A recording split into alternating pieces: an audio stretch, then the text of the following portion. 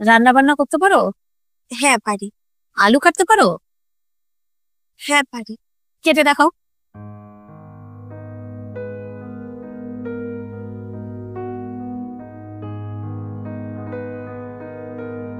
ঘরের কাজ এখনো ঠিক করে শিখতে পারোনি, এত মোটা করে কষে ছাড়াই। আচ্ছা, তোমার নাকে অমন দাগ কেন? চশমা পরো নাকি তুমি? না দিদি। আরে তোর কিছু জিজ্ঞেস করা থাকলে জিজ্ঞেস কর। তো এমনি কি করেন আপনি? আমি একজন মেকআপ আর্টিস্ট।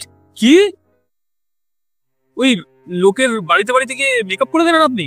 ওই কি সব করে, ব্রাশ টাশ দিয়ে ঘষে গালের মধ্যে?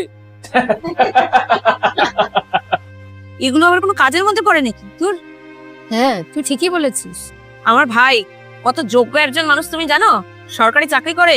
ঠিকই বলেছিস, আমার ছেলেকে তো আর উল্টো পাল্টা কাজে দেয়নি, ভালো একটা সরকারি চাকরি করে। মা, এবার দেনা পাওনার কথাটা সেরে নাও। 10 লাখ টাকা ক্যাশ আর একটা বাইক, আর এর বেশি তো আপনি দিতেও পারবেন না। ঠিক আছে কাকিমা, তাই হবে, তাই দেবো। আর আমার বোন না খুব সংস্কারী, আপনার বাড়িতে যখন যাবে সংসারটাকে একদম সামনে রাখবে।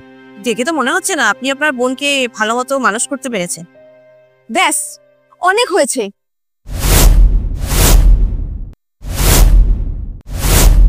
আপনারা আমাদের বাড়িতে অতিথি হয়ে এসেছেন মানে এই নয় যে আমার পরিবারের দেওয়া শিক্ষা দীক্ষার উপরে আপনারা আঙ্গুল তুলবেন বা আমাদেরকে নিচু করবেন।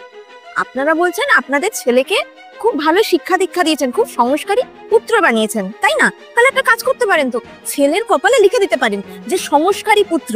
তাহলে পরে হয়তো 10 লাখের জায়গায় আপনারা 20 লাখ বা 30 লাখ টাকা আপনারা পেতে পারেন। বাস, অনেক বেশি বলছো মনে হচ্ছে না?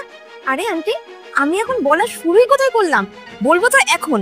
আর তাছাড়া আমার প্রফেশনটা মেকআপ আর্টিস্টের, তো আমাকে প্রচুর মানুষের সাথে কথা বলতে হয়। আমি না আপনার ওই লাল্লু বলে ছেলের মতন নই যে ওই একঘেয়েমি জীবন নিয়ে পড়ে থাকে আর নিজস্ব এইসব সোকাল চিন্তা ভাবনাগুলো অন্যের উপরে চাপিয়ে দেয়। আর হ্যাঁ, আপনাদের আমি একটা কথা বলে রাখি, আমার শিক্ষাগত যোগ্যতাটা আপনারা জানতে চান না? আমি মাস্টার্স করেছি। আর সব থেকে বড় কথা হচ্ছে মেকআপ আর্টিস্ট এটা আমার নিজস্ব চয়েস, আর তাতে আমার দাদার পুরো সাপোর্ট আছে। আপনাকে একটা কথা জিজ্ঞেস করা ছিল, আপনি মাসে কত টাকা ইনকাম করেন? আমি আমি মাসে 50,000 টাকা ইনকাম করি, পুরো 50,000।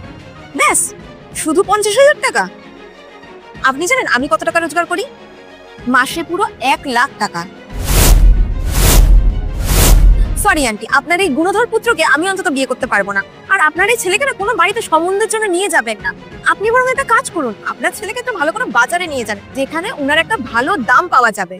মা, বাস, অনেক হয়েছে, এবার চুপ করো। কেন? আমার যখন বলার সময় আসলো তখন এত তাড়াতাড়ি চুপ করতে বলছেন?